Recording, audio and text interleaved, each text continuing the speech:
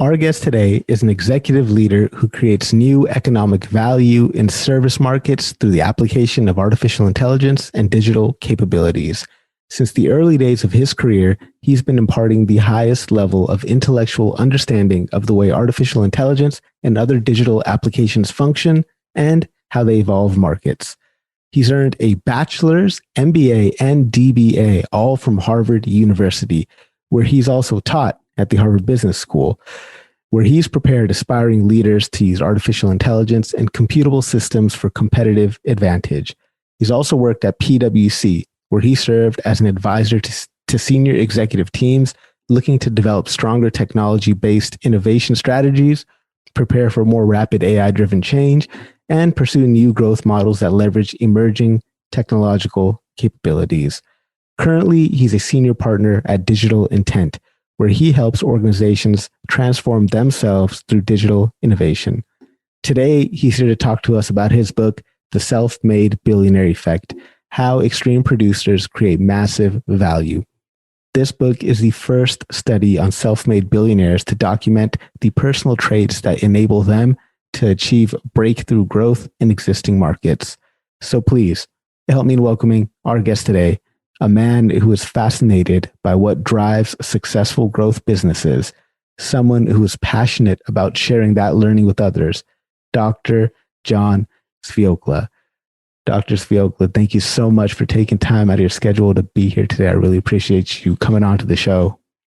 My pleasure, Harpreet. This is a great opportunity. I love to get a chance to talk, spread the message, and help people grow. Absolutely. You know, I first came across your book a couple of years ago. I think it was like two years ago during the summer, and I got it on Audible.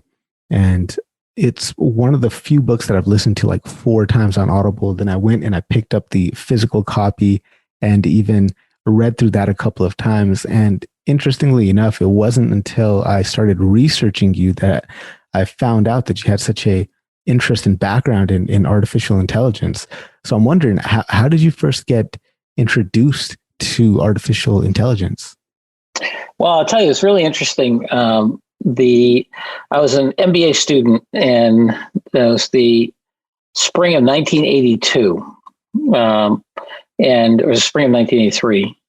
And I was in a class called The Coming of Managerial Capitalism. And what it was the story of Rockefeller and Sears and Ford and DuPont. And I thought, I'm sitting here, it's, the early 1980s. I said, what in my lifetime is going to look like the transformation of industrial and energy and so forth that happened then? And I thought, well, we're mostly a service economy, becoming more and more of a service economy. Computers are going up like crazy. So it's going to be a confluence of those two things. It's going to be computers helping people think and be more productive in knowledge work, cognitive work, and the growth of the service economy, and then the interplay between that and the physical economy. So anyway, I was literally sitting in class thinking about that. And then I started to get interested in the doctoral program. And I thought, the intellectual question I'm curious about is, what's the difference between people and machines and how they think? Who cares? And will it have an impact on organizations, society, and careers? And so that was really the foundational question. And man, I'll tell you, when you're interested in that question, it gets really complicated before it gets easy. It's very interesting how you kind of collided and combined two disconnected ideas and found a intersection where you could excel in. I find that that's kind of how a lot of the best ideas come about, right? Is just this collision of two different disparate looking topics on the surface of it.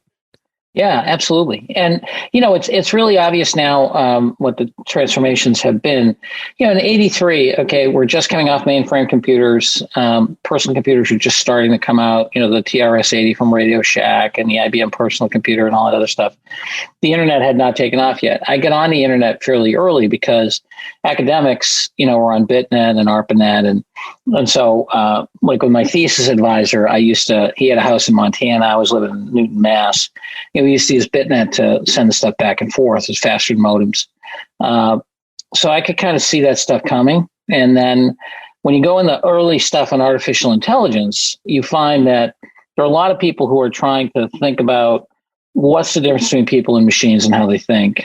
And there's fantastic work back then by guys like, Alan Newell and Herb Simon. These are guys out of Carnegie Mellon, and Seymour Papert and Marvin Minsky over at MIT. These are the real pioneers back in the 50s, 60s. So it really was an inspiration. And I thought, okay, well, if that gets real, what does that do to the service economy? What does that do to the economy in general?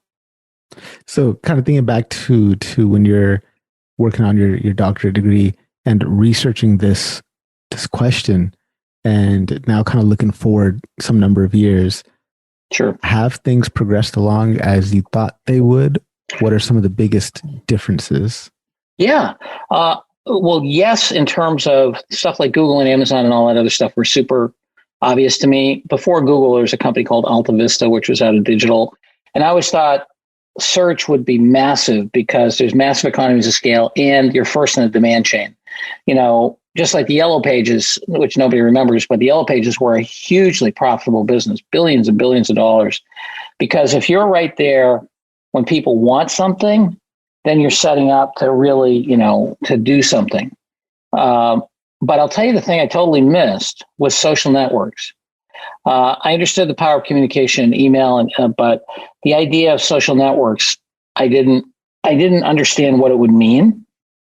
And there's a guy named David Reed who came up with this fantastic thing, Reed's Law. And he said, and this is about thinking about what's the dominant architecture for a communications network. And David was one of the guys who put together the original internet protocols, the TCP IP protocols. And David's thesis at MIT in the 70s basically demonstrated analytically why a smart network with dumb ends would defeat a smart network with dumb ends would lose to a dumb network with smart ends. Okay, let me translate that. So a smart network with dumb ends is like the old phone system before we had smartphones. It's like the old mainframes with telecommunications and with terminals at the end. A dumb network with smart ends is the internet, right? Because the network doesn't have a lot of intelligence in it. It just transports the stuff and the smarts are at the ends. David predicted that in the mid-70s. Okay. And he was also one of the guys that worked on the base protocols, the TCP IP protocols that are underneath the internet. Okay. And he came up with this idea in the mid-90s, early 90s.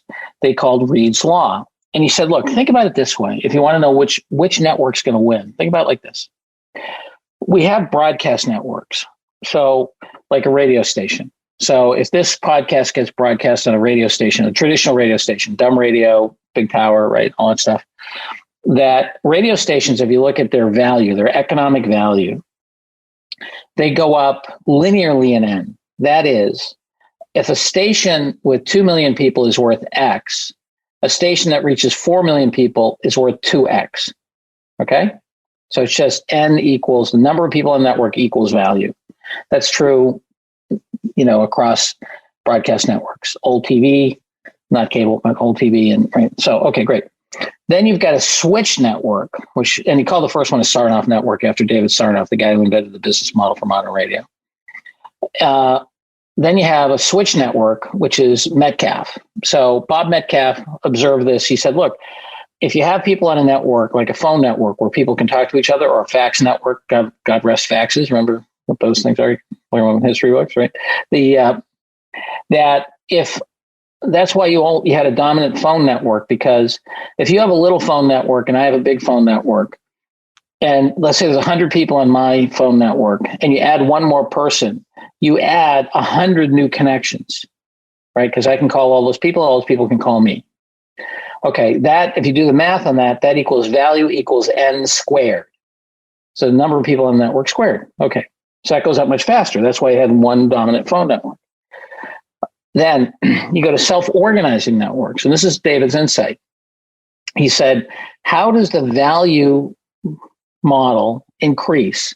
And what he said is it actually goes up by 2 to the N. And the reason for that is you and I, we can have a relationship here in terms of the podcast. Okay, then we can add Billy and you and I now self-organize around cooking vegetable pasta, right? And then we join something else that's a political thing.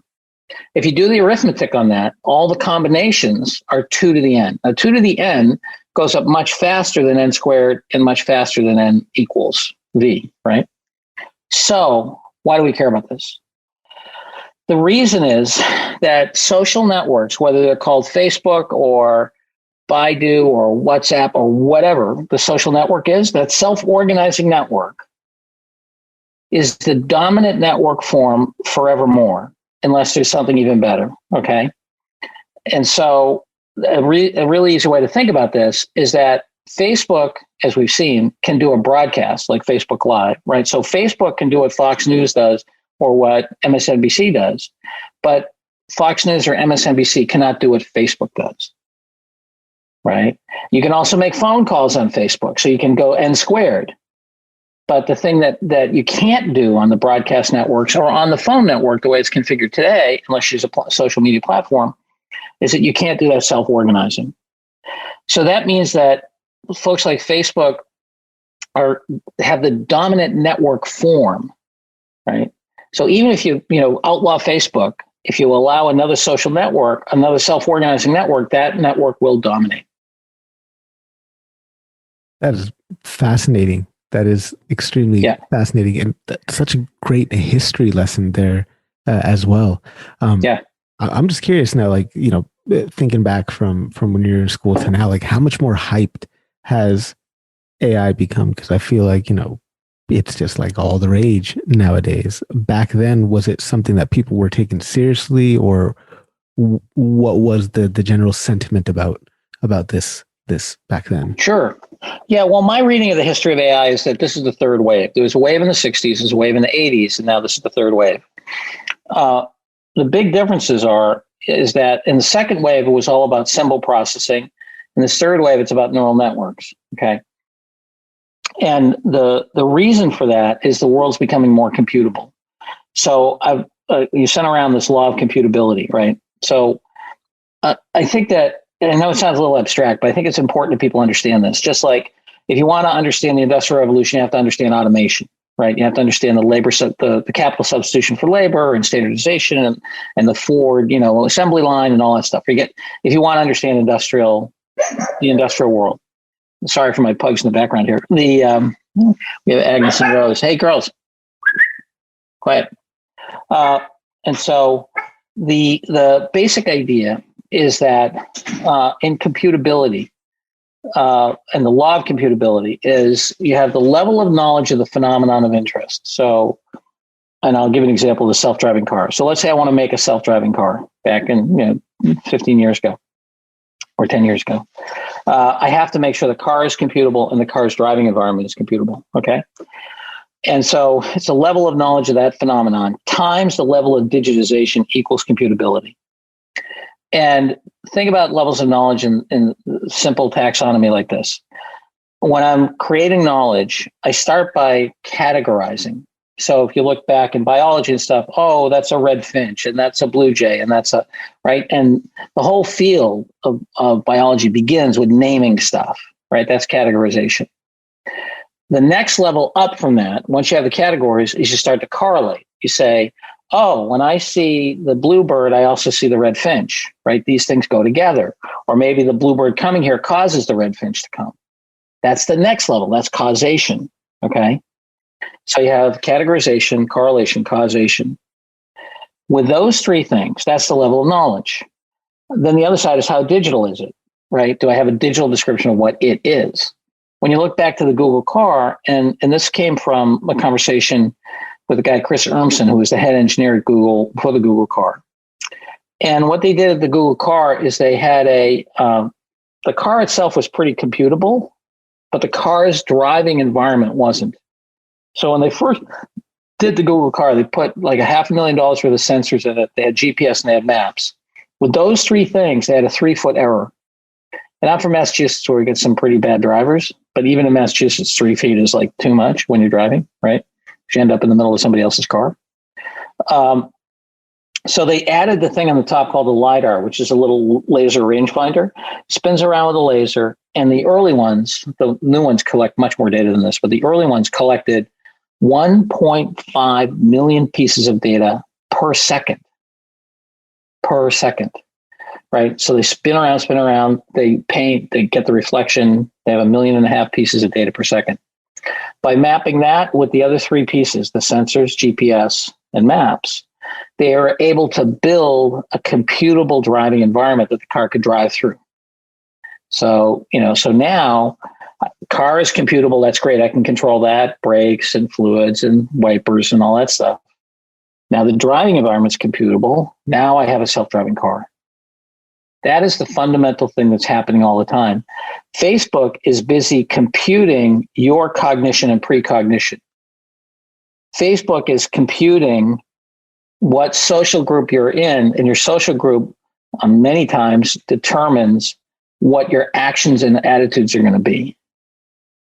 So Facebook is creating a computable environment of people's cognition and their social relationships.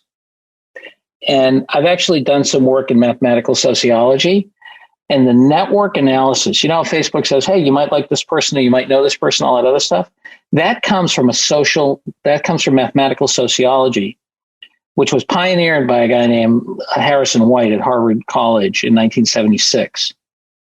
He and another guy named Boring from Cornell, and I forget the third author, wrote a two-part article in the American Journal of Sociology called Block Modeling. And they came up with a mathematical description of social systems, which is the underpinning of all the mathematical sociology today. So many things I want to get into there, but so is this idea you talk about big representation versus big data? Is that kind of what you're touching on there? Absolutely. Yeah. Yes. And so Pat Winston, the guy who used to run the AI lab at MIT, Patrick Henry Winston III, one of the great names of all time, the lovely guy too, brilliant. And actually, if you go on YouTube, you can see he does a presentation on presentations, which is spectacular. He pointed this out to me. He said, look, a lot of times it's an advancement in representation. So what do I mean by that? Well, think about Uber for a minute. The only way you can have Uber is if you have GPS. What is GPS? Global Positioning System. It's a grid across the entire, and maps. By the way, you also need maps. So we've got digital maps. We had maps before. They weren't as comprehensive, but we didn't have GPS. It was only when that was created originally for the military to track subs and missiles and stuff, and then became commercial, right, that you can find something in XYZ space, but especially XY space, right? Once you have that grid, which is an extension of representation, now I can hang all kinds of things off of that, right? Now I can hang your location, I can hang services, I can do logistics, right? But if I didn't have that grid and I couldn't reference that grid, I don't have Uber, right? I just don't. Another thing, you can look at, holding up a can of soda here, right? We got the barcode. That's another representation. So when I have a universal barcode system, I can do all kinds of things I otherwise couldn't do. To give a more emerging example, some new cancer diagnostics. First they started, cancer diagnostics. You're taking X-rays and you're feeling lumps, and you're taking certain chemicals in the blood, in the urine, and the stool. Right? Okay, great. Now they added on high resolution X-rays and MRIs, a new representation. You can go deeper, better. Now there are folks who are studying dogs and people, and certain dogs can sniff cancer. So when you're having precancerous activity in your body, you actually exhale microparticles of the cancer that can be detected. Okay, that's an extension of representation. That's important because I can put AI algorithms all day long onto the images, the MRI images or the X-rays, and you get good advances there. Google has shown that, right? You can predict, a week sooner and more accurately than doctors for things like breast cancer, just by giving them the radiography, right? The X-rays. But this notion of, okay, cancer might be on the molecules that I exhale, that's an extension of representation. That's machines still stink at that, right? They can't imagine, okay, what representation, what new form of data or new signal or new whatever might I bring in to completely change the game? So going back now to Facebook and how they are trying to predict our precognition, how does this work within that context of big representation and networks? Well, when you think of something like the like, okay, a like is a creation. That's a new representation, right? Of a very simple preference assertion, right? Then you think about you in the middle of a social graph. Well, until Facebook was around, nobody had your social graph. Maybe if the NSA was after you for certain things, they might have got it from your metadata and your phone records. Maybe. Okay. So now every individual, I can take, you and I can compare you to somebody else with the same social graph. And I can just move and say, okay, this person saw this ad, went to this location, bought this thing. Now I can put a statistical probability that if you go here, you go to this ad, you go to this location, you're going to do this, right?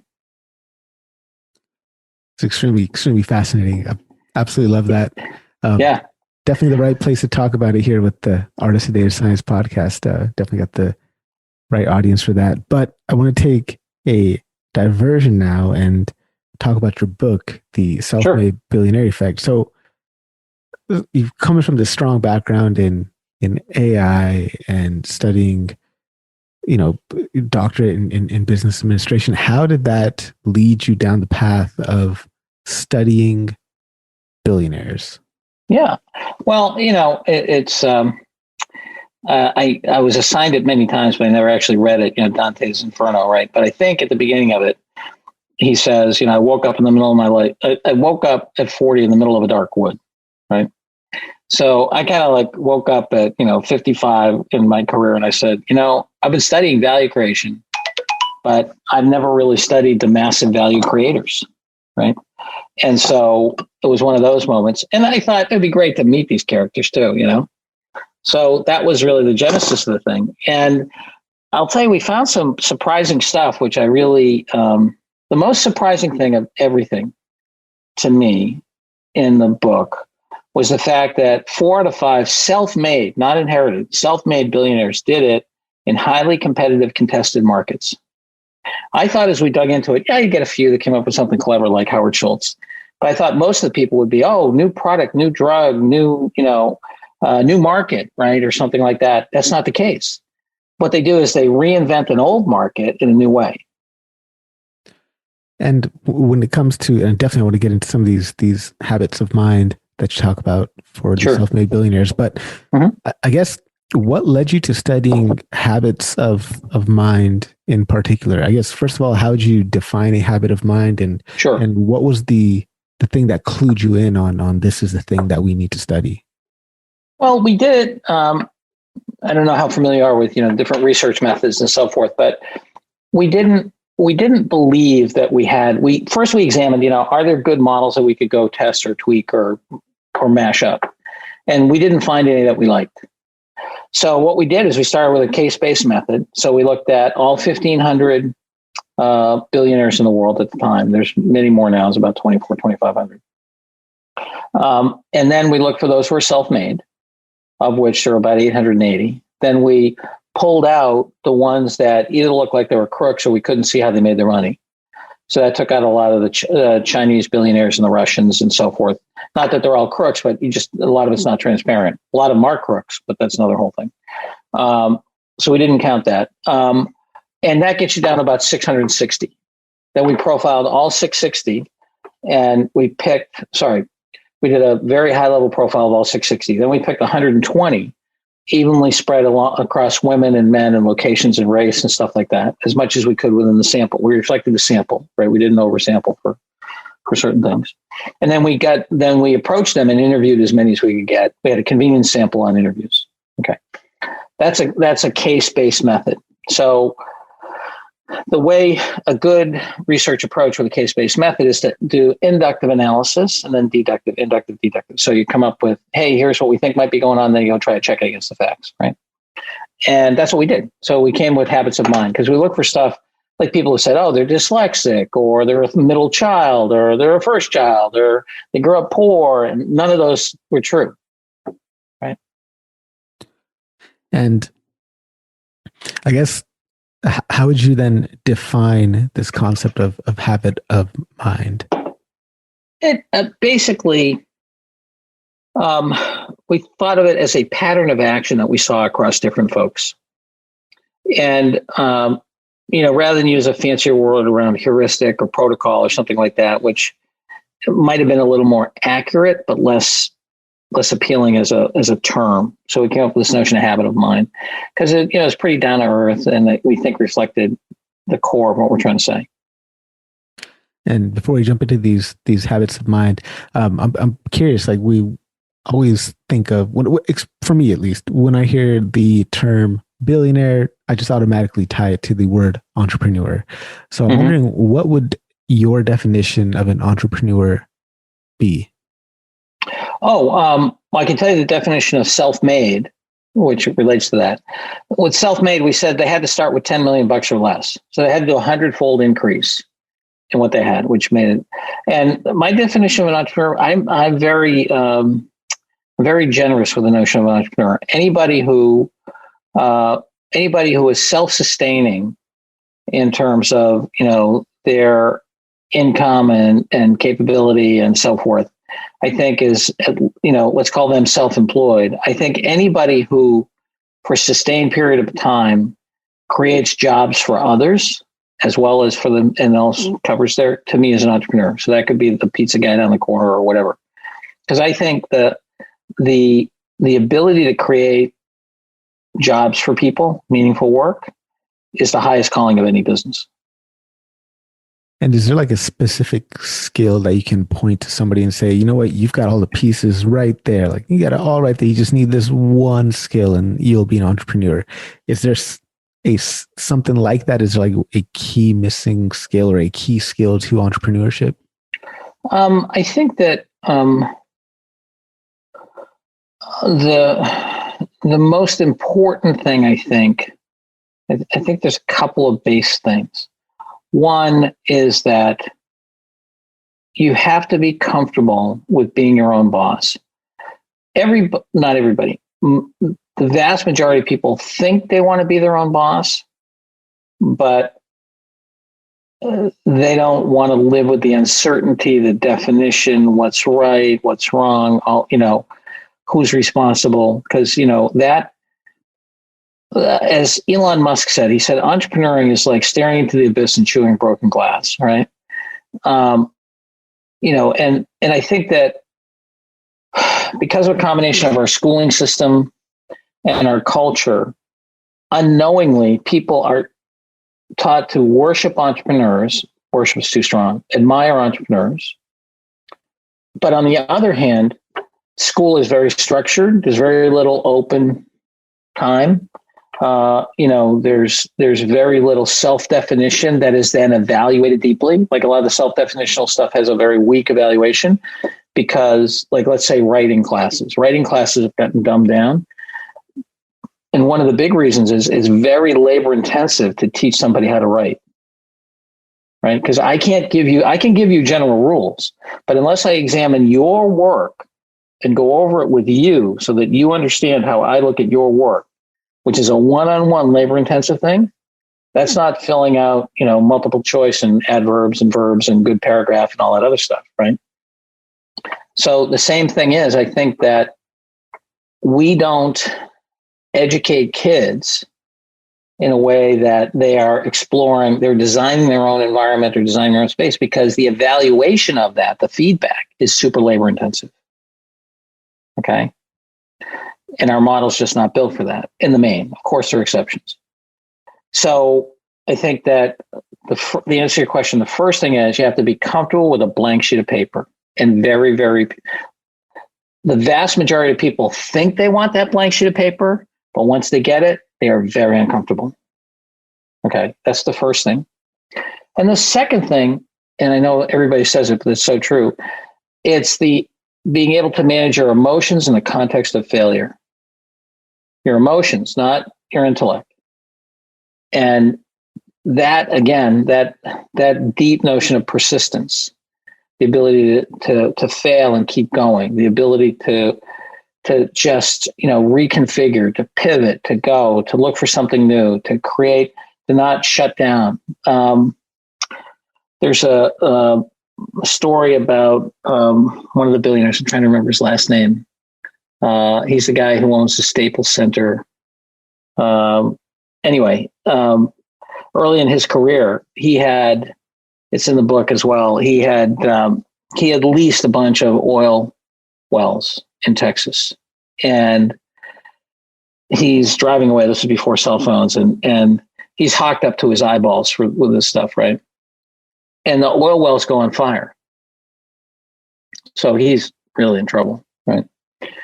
So at the time, there was a, as you know from the book, John Wayne was filming a movie called Hellfighters, which was about Red Adair, the famous, oil well fighter. And if you've never seen an oil well fire, I've never seen one in person, but they're a sight to behold and hard to deal with. Anyway, so this guy had the presence of mind to call up the producer of Hellfighters and say, look, because he called Red Adair. He said, will you come put out my fire? He said, I don't do anything on credit. You haven't got any money. Everybody knows you're hocked up to your eyeballs. No. And so then he calls up the producer and says, well, how about if I let you guys film while Red Adair puts the fire out so you guys don't have to build it in Hollywood? So he said, great. So he takes the money from the Hollywood producers and he pays off Red Adair to put his fire out. I mean, now that is an entrepreneur, somebody who has literally his assets are burning and he figures out how to make money to save them. I remember that story in the book. I thought that was friggin' such creativity right there. Just such unbelievable creativity. Oh man. And it seems like entrepreneurship is it's almost like a meta skill, right? It's not just one particular skill. It's this, it requires a whole bunch of different skills and requires a high level of activation energy, being able to lead yourself and pursue when there's nobody breathing down your back telling you have to do it, right? So that's it. Definitely, I love that definition that you gave. It's very beautifully put.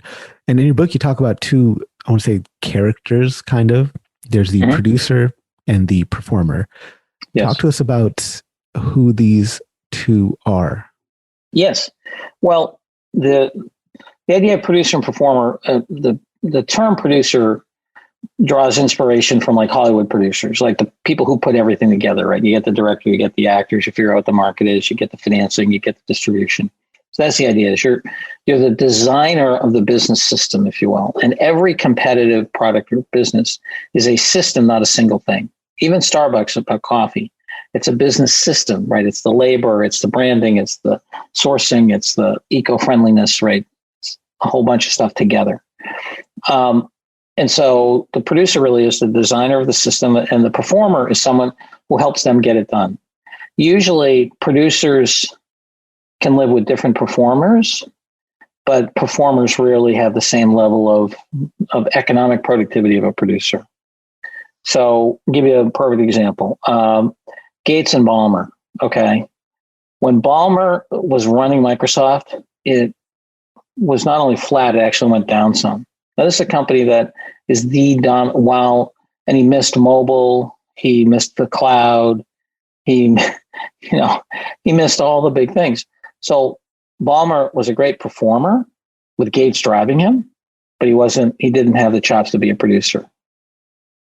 Okay.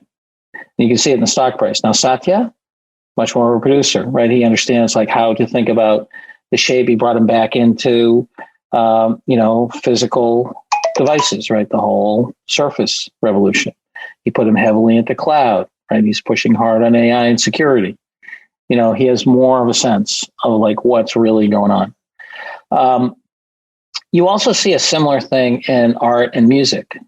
So, you got Richards and Jagger, right, on the Rolling Stones. I think Richards is better as a solo artist than Jagger, personally, right? You look at Vincent van Gogh, his brother Theo was his, touch point, and he worked with the galleries and so forth to get Vincent shown, right? So Madame Curie and her husband, right? Her husband was intimately involved in their discoveries together. So you see it in science and art as well, that a lot of people do their best work in a combo.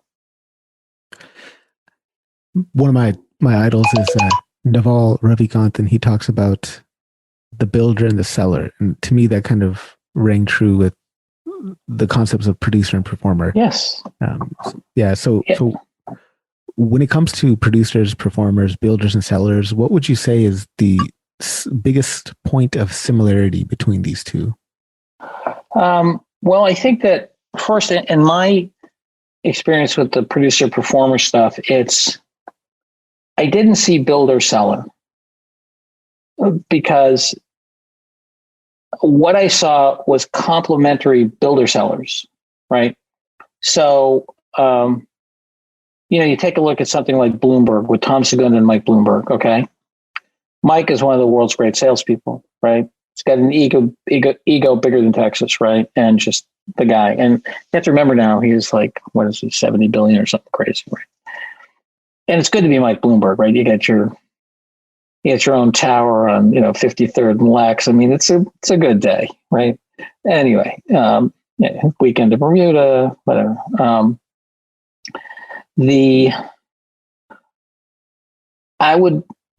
My understanding of what they did is, so Tom Segunda was the chief technology officer guy right there. And Tom's also a billionaire, but not as rich as Mike.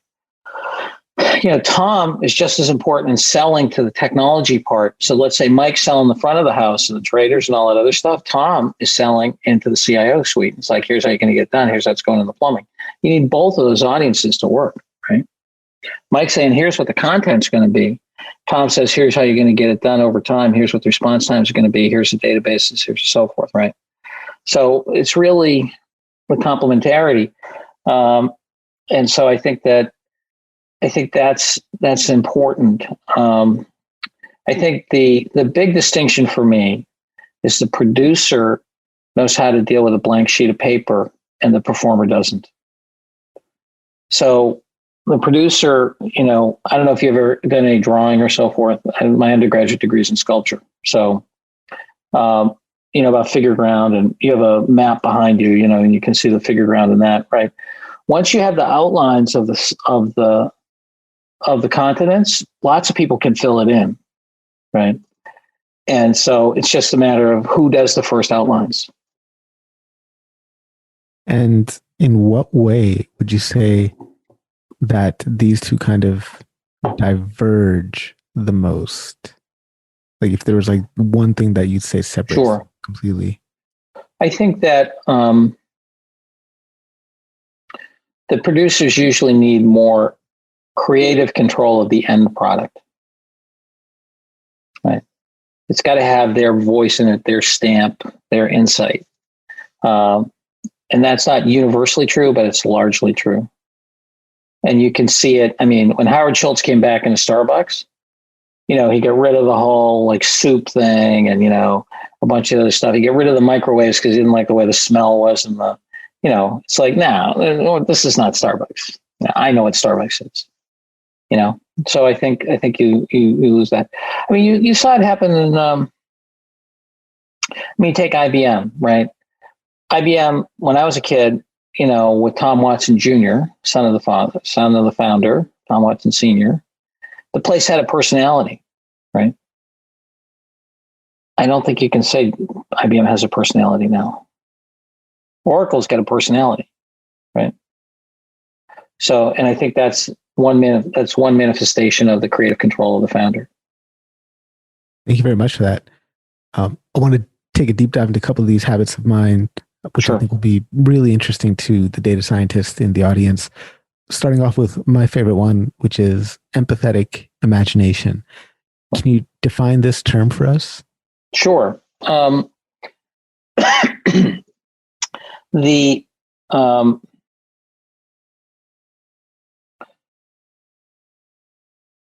think about what someone needs when it hasn't been completely expressed takes a tremendous amount of empathy, but you also need to make it into something that people can react to. So, when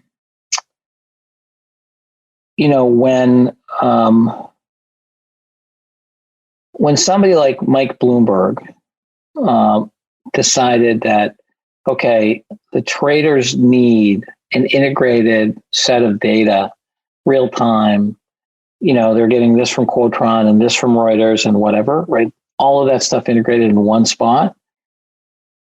He had enough understanding when he left Salomon Brothers, he was fired from Salomon Brothers, right, to know that was the next evolution of what the traders needed and would want.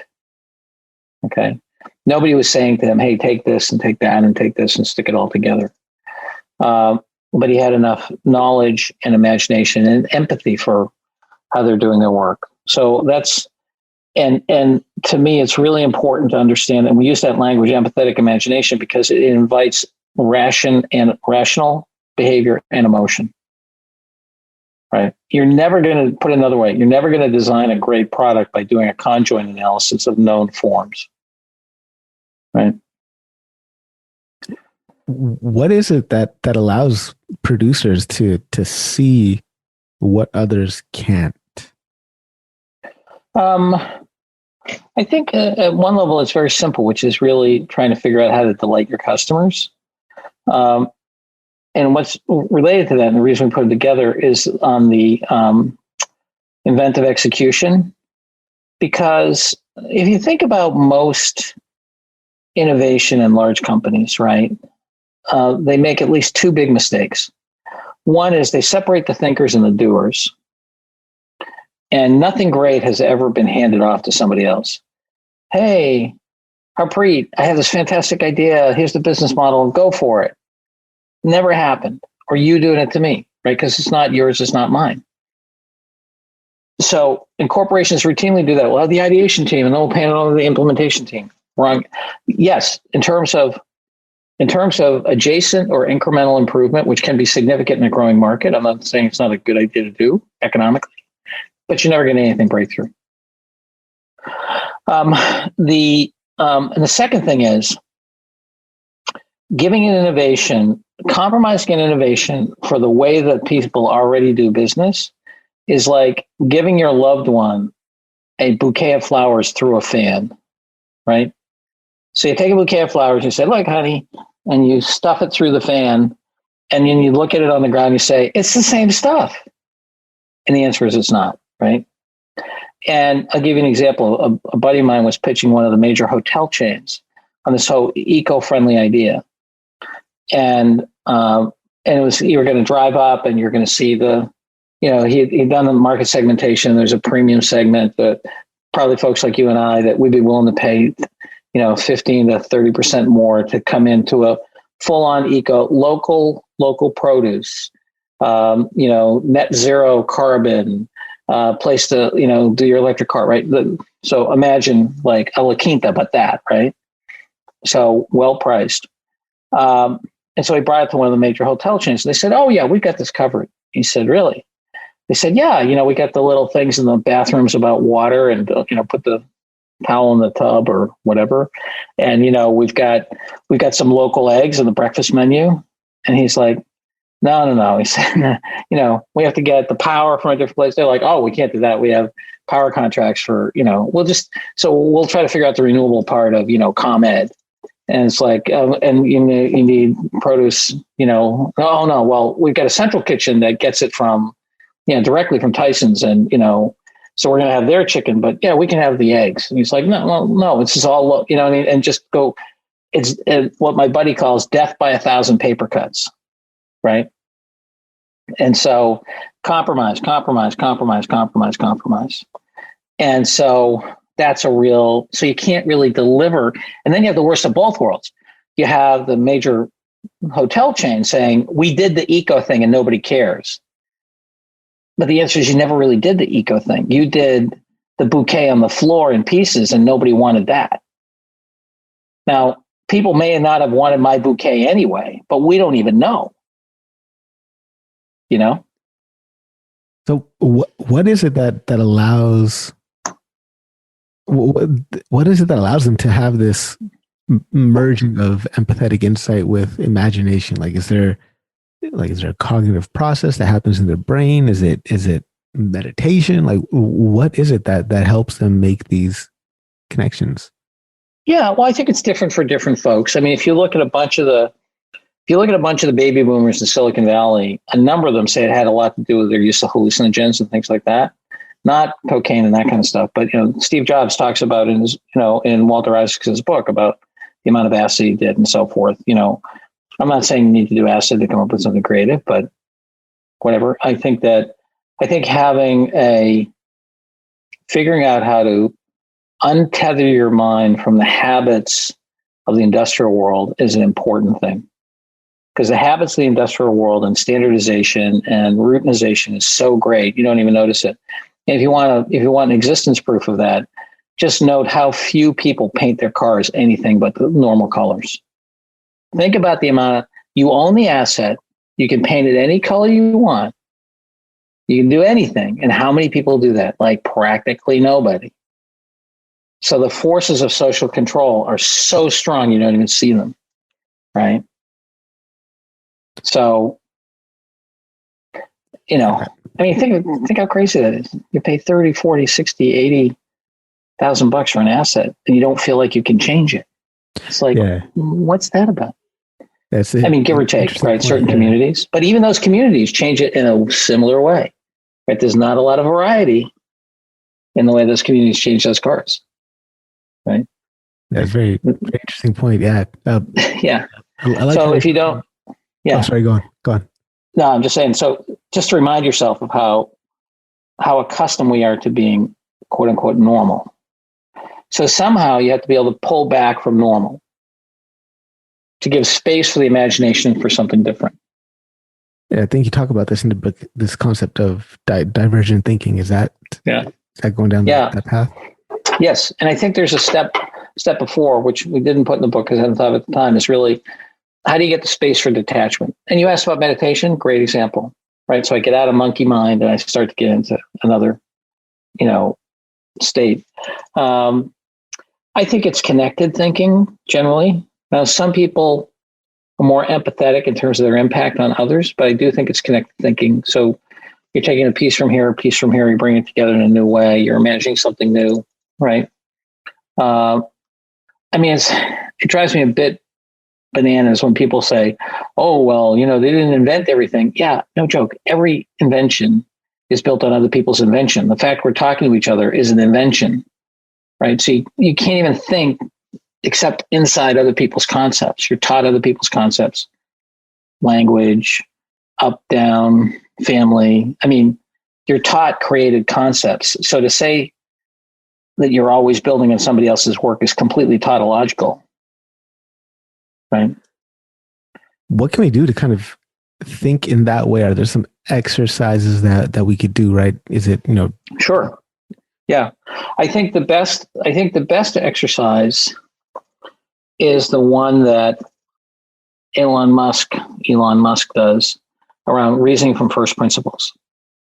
Okay, so if you're clear on the objective and you say, okay, in order to get there, you must do this or this must change. So I saw him present at MIT many years ago, and one of the kids asked him, he said, have you thought about a winged body for your trip around for interplanetary travel?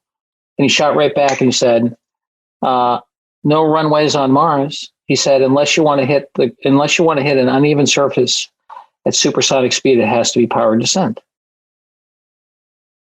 Okay, the clarity of that, it's like, okay, yes, okay, reusability, I get it. The kid says, I get it. Give me a wing body like the space shuttle. But he hadn't thought through the first principle. It's like, whatever. If you look at his the Starship flight recently, do you know why he created the Merlin engine? No. Okay, it's because he wants to be able to, it's the first ever production rocket engine that runs on methane rather than kerosene. Now, why do you want to do this? Because finding kerosene on Mars may not happen. And if it does happen, it's going to be hard because you get kerosene from oil. Okay. Methane, on the other hand, they know Mars has. And he has a whole way that he's going to harvest methane on Mars and oxygen. So he can harvest methane and oxygen on Mars. So he had to go back and develop a whole methane-based rocket engine, which no one had ever done. Methane is slightly less combustible than kerosene. So the efficiency is slightly less in terms of a pure input basis. But that's reasoning from first principles. Okay, if I want to get back from Mars, I get two choices. I carry kerosene up there, which is totally nutty, or I figure out how to build a rocket engine that runs methane. Genius.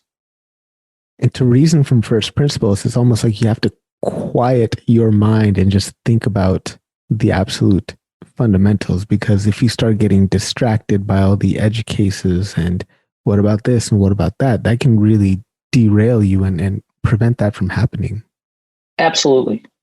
And I think the brilliance of Elon's thinking is that he combines that with preferences, consumer preferences, and economics. So what I mean by this, and I remember somebody was complaining when the Model S came out and it was $100,000, tuned up a little bit, or started at 70, right? 68. And this person was saying, oh, well, you have to make a mass market car and all that other stuff.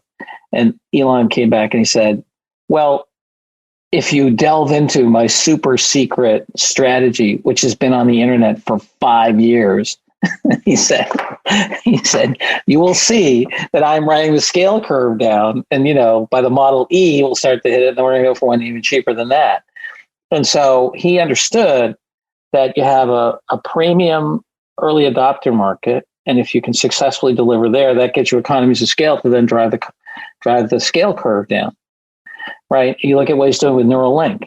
Okay, so Neuralink, new brain-computer interface. What's the leading edge of brain-computer interface that people will pay for now?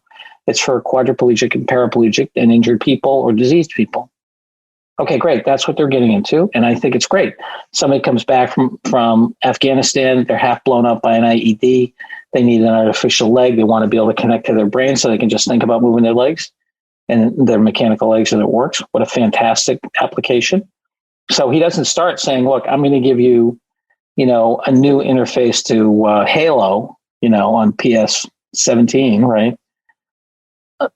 So, and then same thing, but that technology, right, will become the brain-computer interface as he perfects that. So he is riding the cost function curve, and he's willing to serve different markets because he's super clear where he's headed, which is he thinks that the I/O between us and computers is too slow. I think that sets us up perfectly for the next habit of mine I want to get into, because I think Elon is a great exemplar of that, based on these examples given us, is this patient urgency. Right. So talk to us about this concept of this duality of time, and yes. And especially how do you see this patient urgency playing a role in these days that we're in right now with this pandemic? Well, I fortunately and unfortunately, it's horrible what's happening with the pandemic. Some of the good stuff is that it actually is making people patiently urgent, right? That they have enough, and you hear lots of bad things, but you also hear good things where people are saying, hey, look, I actually had time to reflect or think or read or go deeper or do fewer things, right? And in different domains, in demographics and technology, generally speaking, you can plot most trends, not all trends, right? But like the mRNA technology that is being used for the vaccine, for those of you who've been paying attention, right, you could see mRNA technology coming along. Now, they did a heck of a job to pump it out, and the Turkish couple in Germany and stuff that, absolute geniuses. I don't want to diminish the brilliance of what they've done. But, mRNA technology has been around for about 20 years, right? And so they've been riding that curve, and people knew that, and it's going to help cancer. Okay, you want to know the future? Cancer is not going to be completely solved. You're going to have big hunks of cancer getting solved. Vaccine, there's already vaccines for all kinds of cancer, and, it's just fantastic, right? And mRNA technology and CRISPR technology, it's going to be mind-blowing. And so that would be an example of a technology. And then you have demography, right? Even with big wars, you generally don't mess around with the demographics that much. There are certain exceptions. Russia killed enough of their own young people that they changed the pyramid. They changed it from a pyramid to a stovepipe and things like that. But they're, generally speaking, right, unless we have a more deadly plague and stuff, demographics are pretty predictable. So, when you think about patient urgency, you might have a concept and you say, okay, well, technology has to be here for that to happen. So I'm going to pay attention, right? Till I think, okay, now's the time to start to invest, because the investor window usually is, even the longest term investors in the US are usually about 5 to 7 years, right? venture capital, right? Depends on when you get in the fund and all that other stuff. That's why these knucklehead, libertarians in Silicon Valley say, "Oh, the end of government." All those jokers are making money off governmental investments. Nobody was doing. Who started the self-driving car? DARPA, the Defense Advanced Research Projects Agency, with their Mojave thing, right? That drive 100 miles in the Mojave Desert, without a person in it. They've been funding that for well over a decade, right? And as soon as it drove 100 miles, DARPA stops funding it. That's how Chris Urmson got to Google. And Chris went and grabbed the people, all the talent from the best teams he was competing with on the DARPA grant. So for 10 years before Google invests in the self-driving car, the government's been investing. Same thing was true with the NIH and the genetics, right? Okay, Craig Venter came along and plotted it. Well, the technology before that was government invested.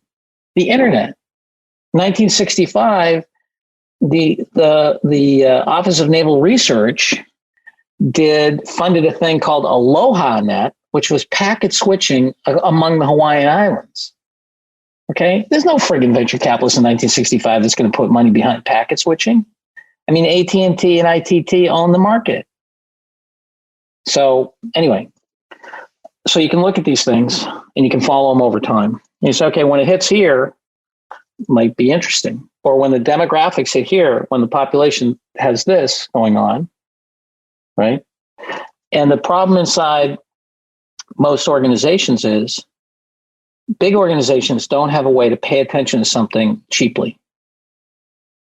They're great. It's like, okay, we're going to mobilize, we're going to learn, we're going to buy, we're going to boom, because they run on either, if it's not quarterly, it's yearly. If it's not yearly, it's every other year, but it's no more than every other year. And most careers only last, people are only in jobs a little bit less than 5 years in corporate America, except for some of the senior jobs, they last a little longer. So who's going to start a project? They get on the ground for a year or two, learn the organization. The longest project they're going to do is 3-4 years, right? Before they're moved on to something else. So you're never going to have the patient urgency to follow a theme and invest when it's right. There's so many things there that I've got to digest. I can't wait to listen to the playback of this and take some notes. There's a lot of great history, great insight there. Thank you so much for that. Within that same chapter of the book that you talked about for patient urgency, is this idea of transient hypofrontality. And I thought that was really interesting and fascinating, and something that I feel the audience could benefit from if they were to incorporate or exercise some of this in their own life. Would you mind describing what this is and how can we use it? Yeah, well, the basic idea is that, can you, and I'm going from memory now, it's been a while since I thought about transient hypofrontality. Can you basically persist in an idea over time, right? And actually, Harpreet, let me go ahead and look this thing up because I'm forgetting what it is. Let's see.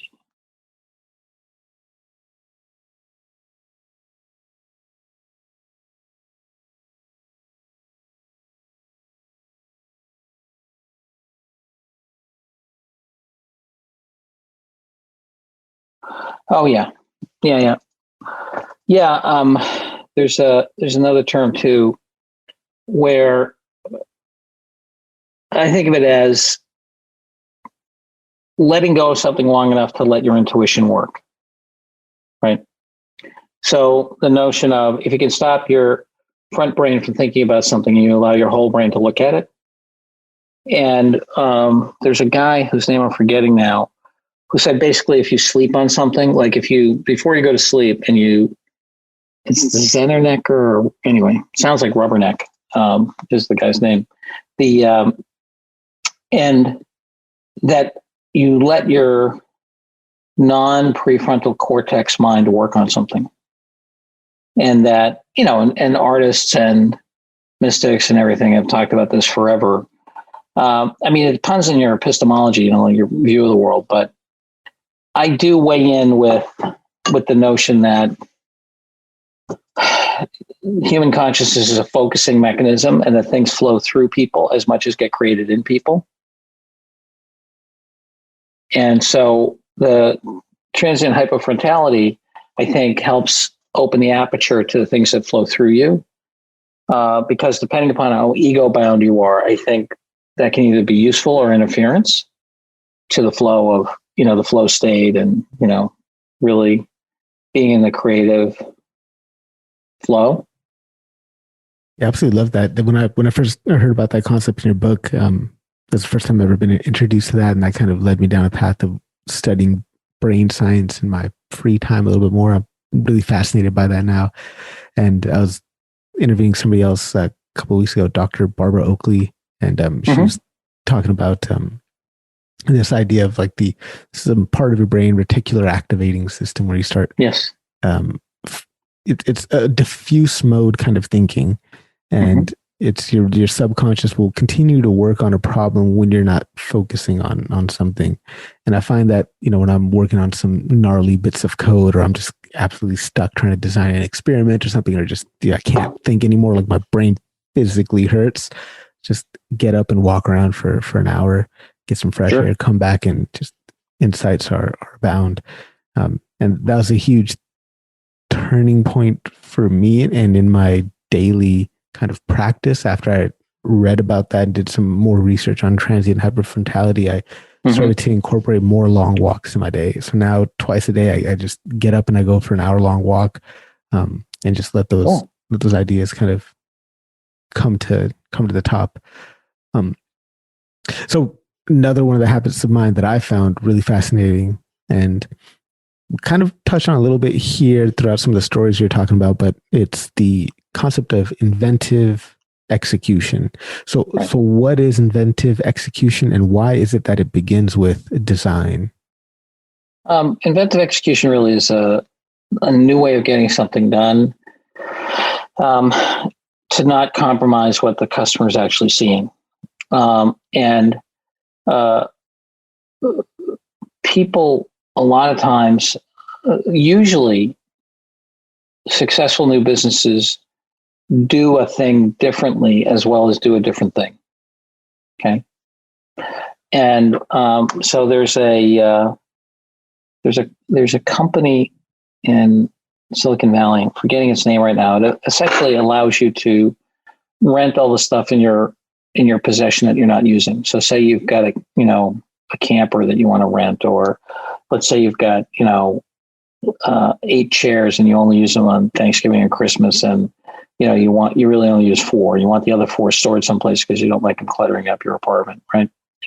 You can put these things, as long as they can be carried by one person reasonably, you can put these things in storage, and you can just have them there, and the storage is cheap, especially if you give them a bunch of notice for the logistics. Or you can rent them, so they store them for you, and you get the rental. You get a piece of the rental. Okay. The guy who did this did backhaul while he's experimenting with the minimum viable product with DoorDash, because the DoorDash people aren't making any money as they're coming back to the restaurant or going something. So he actually he just used the excess capacity of DoorDash and Uber Eats to do his proof of concept.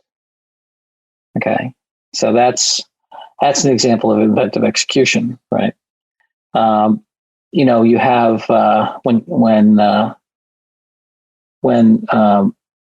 KB Homes, when the guy Eli Broad did KB Homes, the traditional model, as you remember from the book, was buy the land, sit on it for a while, build slow.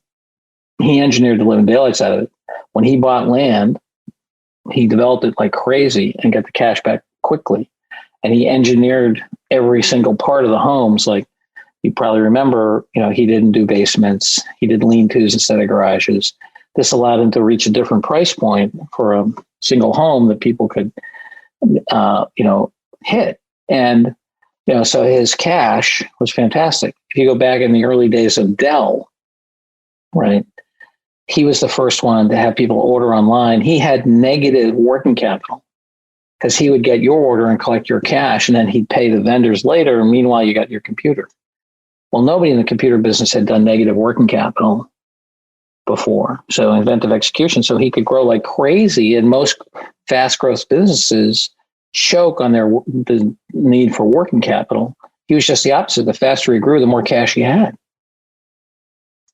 So beautiful examples of, doing a thing a new way that creates new value.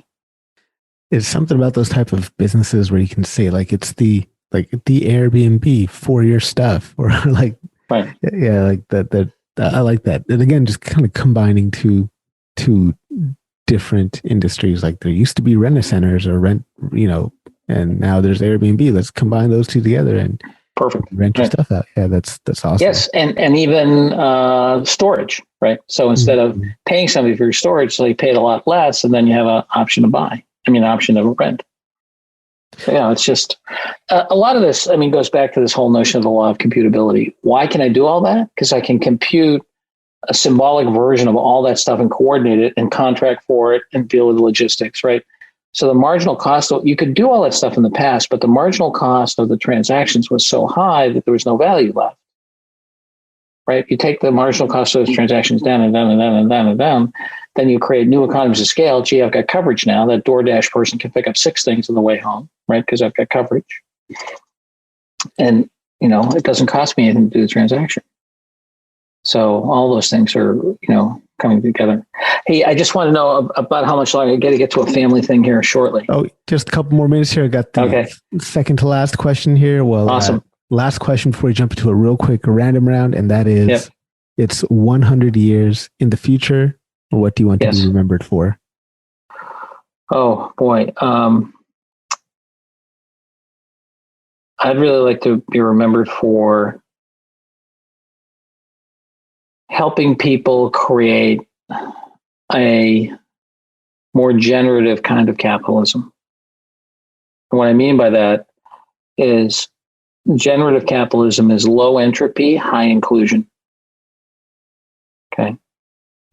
Because I think capitalism is a good system if you can fix the market externalities around pollution and resource use and so forth, and killing the planet.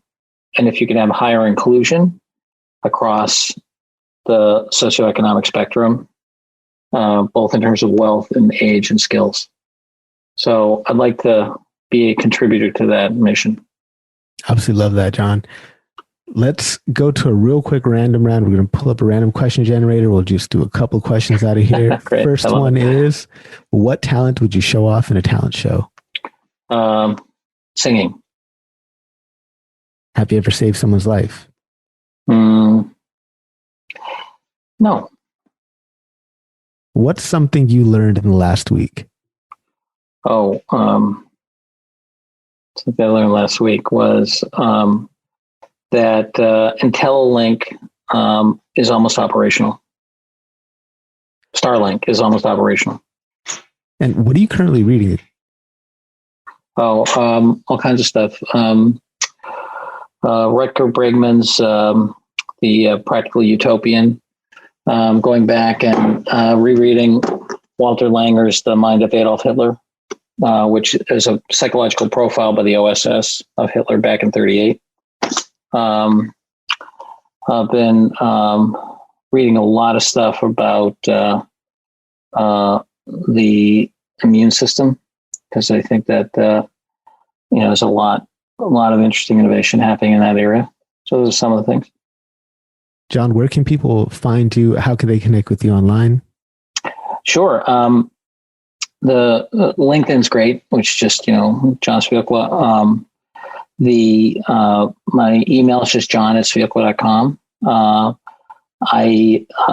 Those are probably the two best places, because I've not been doing much upgrading on my website. I've been doing more stuff through LinkedIn. So really LinkedIn and email be great. Yeah, I love, look, I love new ideas. I love talking with people about new ideas. It's very kind of you to have me on your show. I love doing this kind of work. And I think this notion, I hope we can get more people involved in thinking through deeply entrepreneurship, computability, and this notion of generative capitalism, low entropy, high inclusion, because I think we need to evolve the paradigm. Absolutely love it, John. I'll be sure to include all of your links right there in the show notes. Thank you so much for taking time out of your schedule to be on the show today. Really appreciate having you here. Lovely to be with you, Harpreet, and good luck. Thank you.